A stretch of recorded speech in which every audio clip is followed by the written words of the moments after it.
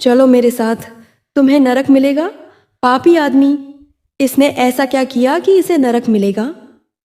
चलिए जानते हैं। उसके लिए यह कहानी शुरू से देखते हैं। मरने के बाद इंसान कहाँ जाता है, स्वर्ग या नरक? यह सवाल हर किसी के मन में आता है। कहते हैं अच्छे कर्म इंसान को स्वर्ग तक ले जाते हैं और बुरे कर्म नरक तक। लेकिन असली गुनहगार कौन है जिसे नरक मिलता है? इसका सच आज पता चलेगा और यकीन मानो, जवाब तुम्हें सोचने पर मजबूर कर देगा। इसलिए वीडियो को आखिर तक जरूर देखना। गहरी रात थी। अचानक आसमान गड़गड़ाता है और धरती कांप उठती है। यह यमलोक की अदालत है, जहां इंसानियत का सबसे बड़ा मुकदमा शुरू होने वाला है। हजारों आत्माएं जमा थीं, लेकिन सन्नाटा ऐसा है जैसे सबकी सांसें थम गई हो। सिंहासन पर बैठे यमराज गरजते हैं। आज तय होगा कि नरक का असली हकदार कौन है। आत्माएं एक दूसरे की ओर देखती हैं। कोई अपने पाप याद कर कांप रहा है, कोई मन ही मन प्रार्थना कर रहा है कि उसका नाम ना पुकारा जाए। लेकिन यहाँ कोई बच नहीं सकता। यमराज डंडा उठाकर आदेश देते हैं, पहला दोषी पेश करो। भीड़ में फुसफुसाहट उठती है। कौन होगा पहला? चोर, कातिल या कोई और? सबकी आंखें दरवाजे पर टिक जाती हैं। दरवाजा खुलता है। जंजीरों में बंधा पहला दोषी सबके सामने आता है। वो है एक चोर। चेहरा थका हुआ, आंखों में डर और पश्चाताप साफ झलकता है। यमराज की गहरी आवाज गूंजती है, बता तेरे पाप क्या है? चोर कांपती आवाज में बोलता है, हाँ, मैंने चोरी की, लेकिन मैं जन्म से चोर नहीं था। मैंने खेतों में पसीना बहाया, मजदूरी की, फिर भी घर में भूख ही भूख रही। मेरे छोटे छोटे बच्चे रात को रोते थे। मेरी बीमार पत्नी दवा के बिना तड़पती थी। मजबूरी में रोटियां चुराई, अनाज चुराया। जब अमीरों के घरों में सोना चमक रहा था, तब मेरे घर में अंधेरा था। हाँ, मैंने गुनाह किया, पर सवाल यह है कि असली गुनहगार मैं हूं या वह हालात जिन्होंने मुझे चोर बना दिया। सभा में फुसफुसाहट उठती है। कोई कहता है भूख चुराने वाला गुनहगार नहीं। दूसरा चिल्लाता है, चोरी तो चोरी है, चाहे वजह कोई भी हो। माहौल गर्मा जाता है। यमराज की आंखें चमकती हैं, पर वह चुप रहते हैं। चोर की आंखों से आंसू बहने लगते हैं। वो कांपते हुए बोलता है, अगर मेरी जगह कोई और होता तो क्या करता? मुझे नरक भेज दो, मैं तैयार हूँ, पर उससे पहले इंसाफ करो। उनका क्या जो हमें भूखा रखते थे? असली अपराधी कौन है? इतना कहकर चोर अचानक भीड़ की ओर उंगली उठाता है और गरजता है, नरक का असली हकदार मैं नहीं, वो है। सभा में सन्नाटा छा जाता है। सबकी नजरें उसी ओर घूमती हैं, पर जिस पर इशारा किया गया है फिर सामने आता है। एक व्यापारी, शानदार कपड़े मगर चेहरे पर पसीना, आंखों में डर और चालाकी दोनों। उसके हाथों में अब भी सुनहरी कंगन और मोती जैसे चमक रहे हैं, जैसे वह मौत के बाद भी अपना लालच छोड़ नहीं पाया हो। यमराज की आवाज गरजती है, व्यापारी, तेरा नाम इस सभा में क्यों लिया गया? जवाब दे। व्यापारी कांपते हुए कहता है, महाराज, मैं तो बस व्यापार करता था, मेहनत से कमाया, सौदे किए। अगर कोई गरीब मेरे पास आया और उसके पास दाम नहीं थे तो मैं क्या करूं? यह मेरा कसूर नहीं कि वह चुकता नहीं कर पाए। चोर तुरंत चिल्लाता है, झूठ, यही वो है जिसने गांव के अनाज के दाम 2 गुने कर दिए। भूख से तड़पते बच्चे रोटी ना खा सके और यह सोने चांदी से अपने घर भरता रहा। इसने हमें चोर बनाया। भीड़ में गुस्से की लहर दौड़ जाती है। आत्माएं चिल्लाती हैं, हाँ, यही है असली गुनहगार, यही नरक का हकदार है। कुछ आत्माएं फिर भी चुप हैं। उनके चेहरे पर सवाल है। व्यापारी पसीना पोंछते हुए बोलता है, मैंने किसी से जबरदस्ती नहीं की, व्यापार नियमों से चलता है। दाम बढ़ाना गुनाह कब से हो गया? अगर मैंने मुनाफा कमाया तो इसमें बुराई क्या है? सभा खामोश हो जाती है। सबकी निगाहें यमराज पर हैं। उनकी आंखें चमक रही हैं, मगर होंठ अब भी बंद। ऐसा लग रहा है मानो वह व्यापारी को खुद बोलने का पूरा मौका देना चाहते हो। व्यापारी अचानक ऊंची आवाज में बोल उठता है, अगर लालच गुनाह है तो फिर पूरे संसार में हर कोई दोषी है। इंसान बिना चाहत के जी सकता है क्या? फिर मुझे ही नरक का हकदार क्यों ठहराया जाए? माहौल गर्म हो जाता है। तभी यमराज उठते हैं और गहरी आवाज में कहते हैं, तेरे सवाल का जवाब तुझे मिलेगा, लेकिन उससे पहले अगला दोषी पेश किया जाए। सभा में सन्नाटा छा जाता है। सबकी नजरें दरवाजे की ओर टिक जाती हैं। दरवाजा एक बार फिर धीरे धीरे खुलता है। भीतर से निकलता है एक कातिल। उसका चेहरा सख्त है, आंखें लाल हैं, जैसे अब भी उनमें खून की परछाई हो। उसके कपड़ों पर धब्बे हैं, मानो मौत तक उसका पीछा नहीं छोड़ पाए। भीड़ में सनसनी दौड़ जाती है। कोई चीख उठता है, यही है जिसने दर्जनों को मारा था। दूसरा बोलता है, इसकी बेरहमी से पूरा गांव कांपता था। यमराज गरजते हैं, कातिल तेरे पापों का हिसाब होगा। बता क्यों किया तूने इतना खून? कातिल हंसता है, एक ठंडी डरावनी हंसी, फिर बोलता है, हाँ मैंने खून किया, तलवार से कई को काट डाला, पर मैं जन्म से कातिल नहीं था। मुझे धक्का दिया गया, मुझे धोखा दिया गया, मेरा परिवार मेरी आंखों के सामने मारा गया। मेरी माँ को तड़प तड़प कर मरते देखा। उस दिन से मेरे अंदर सिर्फ नफरत बची थी।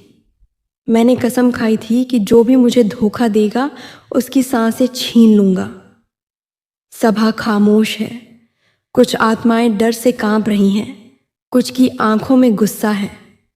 चोर और व्यापारी दोनों उसकी ओर घूर रहे हैं। कातिल की आवाज और तेज हो जाती है। मुझे लोग कातिल कहते हैं, लेकिन क्या इंसान को इस हद तक पहुंचाने वाले निर्दोष हैं?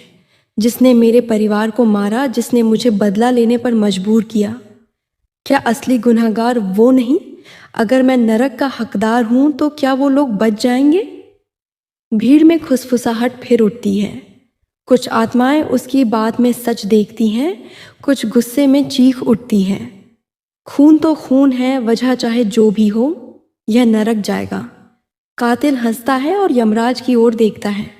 मुझे नरक भेज दो, मैं तैयार हूं, लेकिन याद रखना मेरे जैसे लोग पैदा हालात से होते हैं। अगर हालात ही गुनहगार हैं तो असली नरक के हकदार वो हैं जिन्होंने हालात बनाए।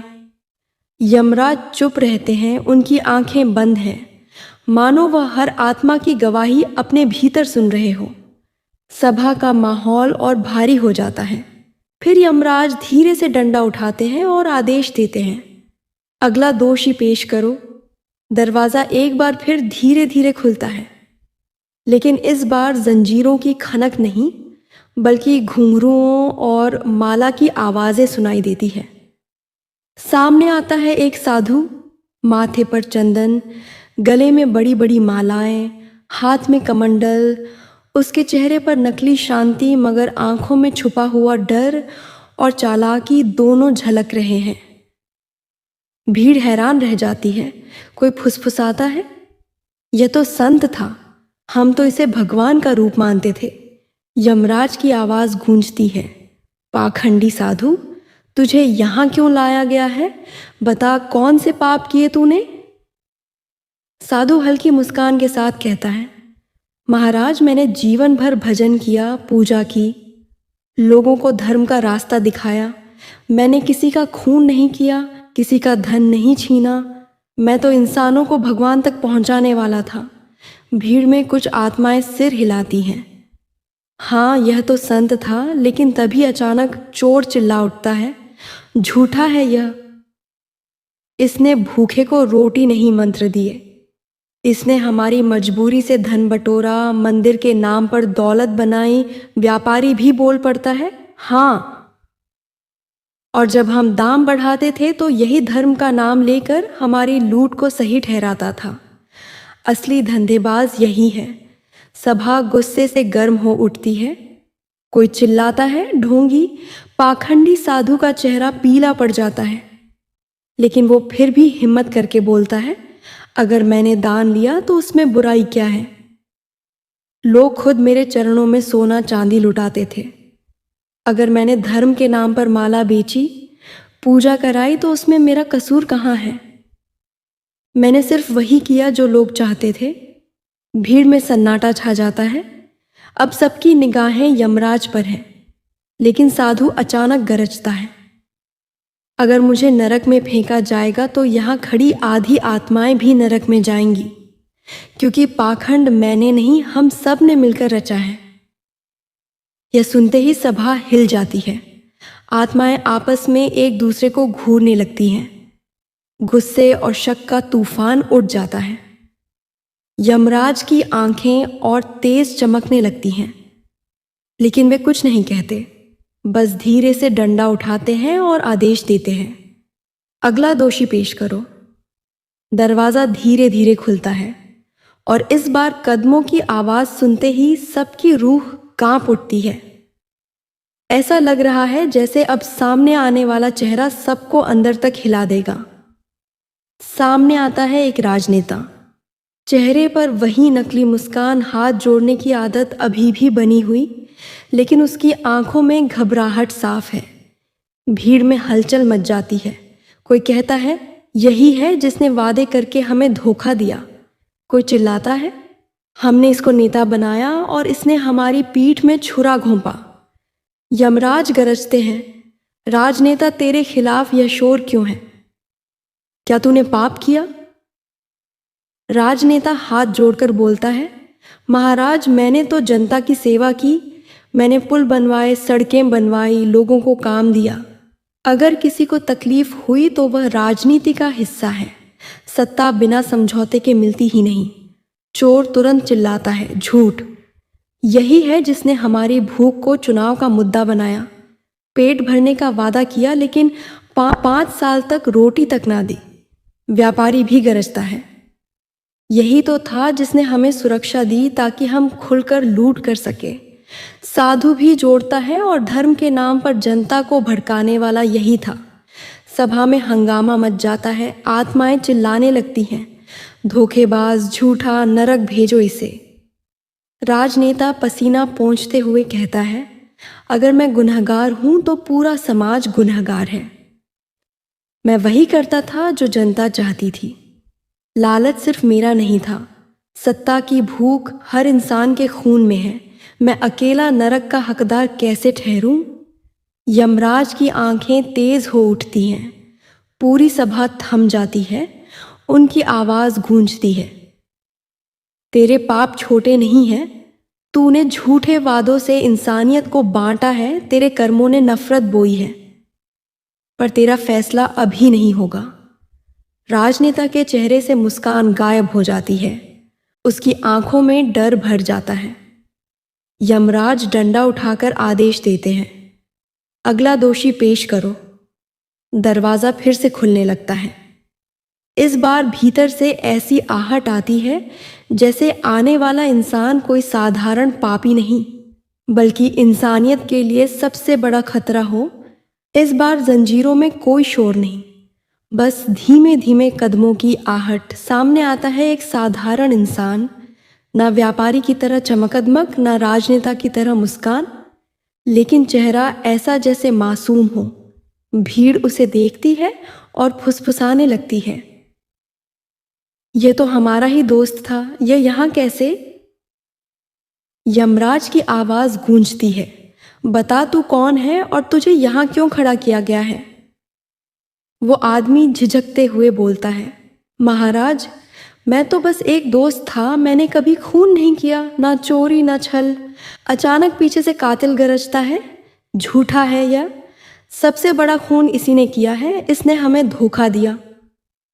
मैंने जिन पर भरोसा किया उसी ने पीठ में छुरा घोंपा। चोर भी बोल उठता है, हाँ, मेरे सबसे कठिन समय में जब मैंने रोटी मांगी तो इसने मेरे घर का दरवाज़ा बंद कर दिया। व्यापारी चिल्लाता है, जब मैंने इसे मदद की पेशकश की तो इसने ही मेरी जानकारी दुश्मनों तक पहुंचाई। भीड़ में गुस्से की लहर दौड़ जाती है। सब चिल्लाने लगते हैं, धोखेबाज, यह दोस्त नहीं दुश्मन है। वो आदमी कांपता है, फिर जोर से कहता है, मैंने जो किया वो मजबूरी थी। मैंने धोखा नहीं दिया, मैंने खुद को बचाया। जब हालात ने मुझे घेरा तो मैंने अपनी जान चुनी। और बताओ, इंसान अपनी जान बचाने के लिए अगर दोस्त का भरोसा तोड़ दे तो क्या वह नर्क का हकदार हो जाता है? सभा में सन्नाटा छा जाता है। आत्माएं गुस्से और हैरानी से उसे देख रही हैं। यमराज की आंखें चमक रही हैं। फिर वह आदमी अचानक चिल्लाता है, अगर मैं नरक का हकदार हूं तो इंसानियत का हर रिश्ता झूठा है, क्योंकि हर दोस्ती किसी ना किसी दिन टूटती है। मुझे मत देखो, खुद को देखो, हर कोई कहीं ना कहीं धोखेबाज है। यह सुनते ही सभा में हड़कंप मच जाता है। आत्माएं आपस में बहस करने लगती हैं, क्या सचमुच हर रिश्ता छल है? यमराज चुपचाप आंखें बंद कर लेते हैं, मानो पूरी सभा की आत्माओं का दर्द सुन रहे हो। फिर उनकी आवाज गूंजती है, अभी फैसला बाकी है, अगला दोषी पेश करो। दरवाजा फिर से खुलता है। इस बार भीतर से ऐसी चीख सुनाई देती है कि पूरी सभा की रूह कांप उठती है। लगता है अब असली खेल शुरू होगा। दरवाजा धीरे धीरे खुलता है। इस बार भीतर से कोई जवान लड़का बाहर आता है। चेहरा घमंडी है, आंखों में कोई पछतावा नहीं, उसकी चाल में अकड़ है, मानो मौत भी उसे झुका नहीं पाई। सभा हैरान रह जाती है।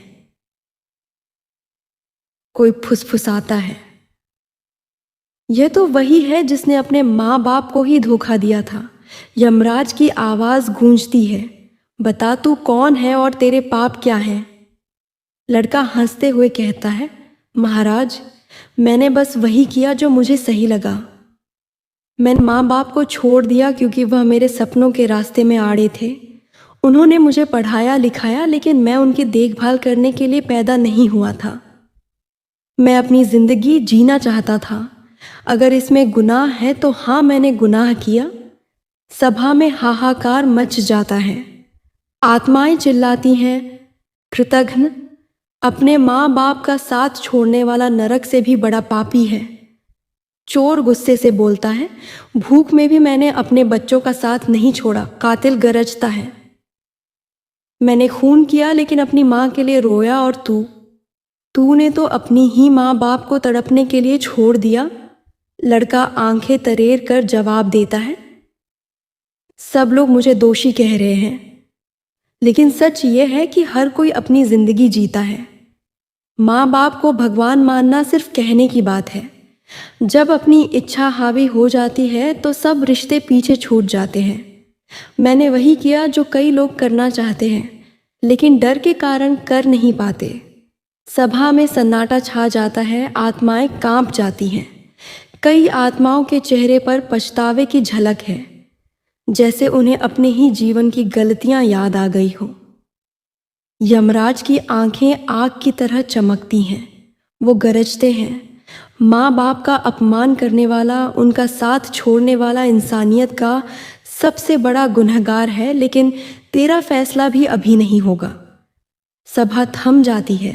हर आत्मा का दिल तेज धड़क रहा है, और तभी दरवाजा जोर से खुलता है। भीतर से घसीटने की आवाज आती है।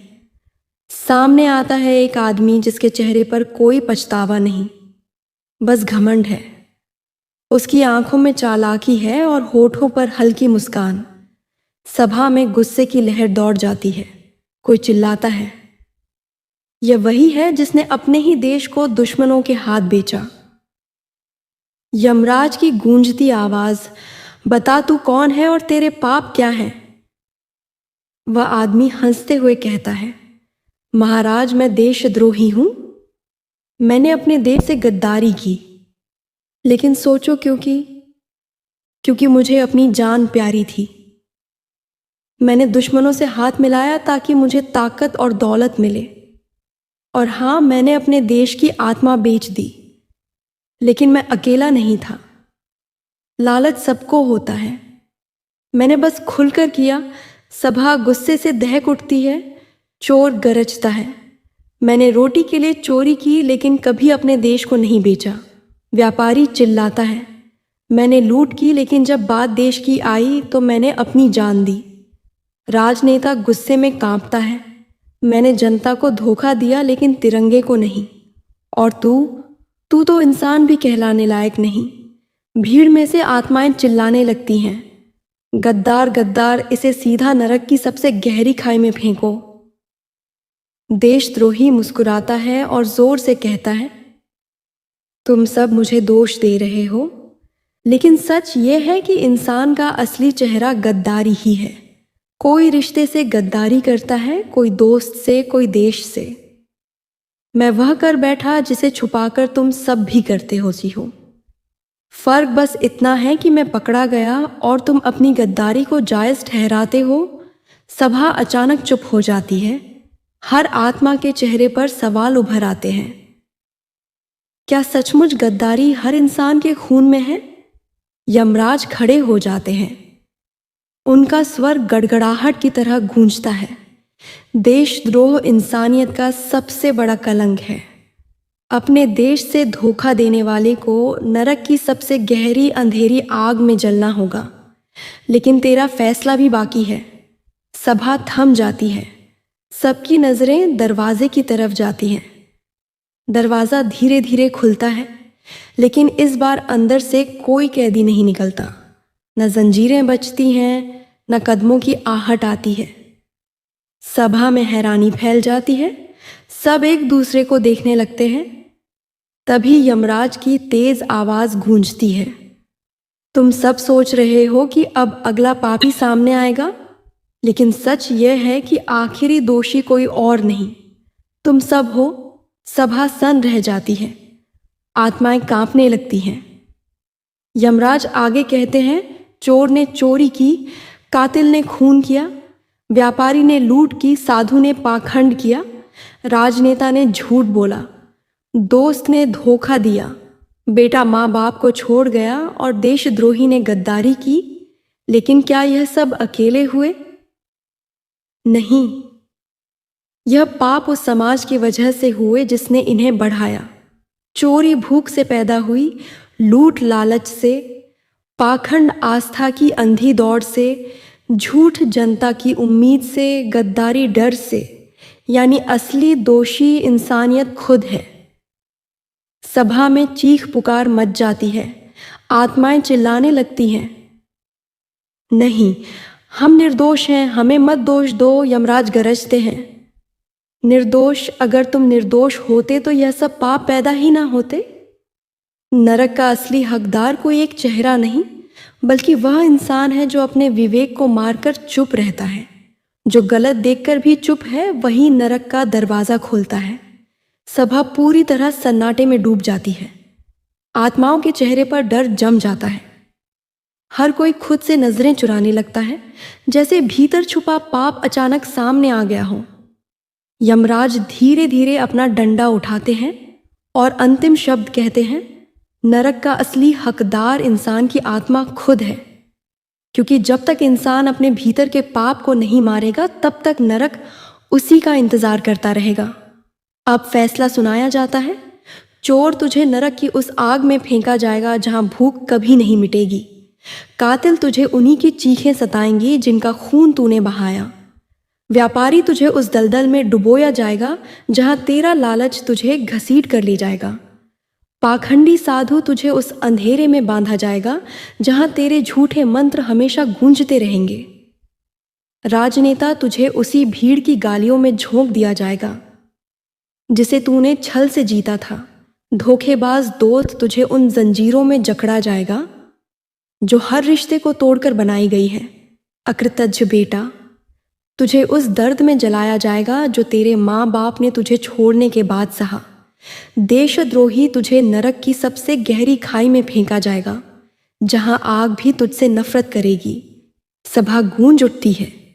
आत्माएं कांपती हैं और यमदूत सभी पापियों को घसीटकर नरक की गहराइयों में ले जाते हैं। उनकी चीखें अंधेरे में गूंजती हैं और धीरे धीरे सब आवाजें खामोश हो जाती हैं। तो दोस्तों, याद रखो, नरक सिर्फ इन दोषियों के लिए नहीं है, नरक हर उस इंसान का इंतज़ार करता है जो अपने भीतर के पापों को पालता है।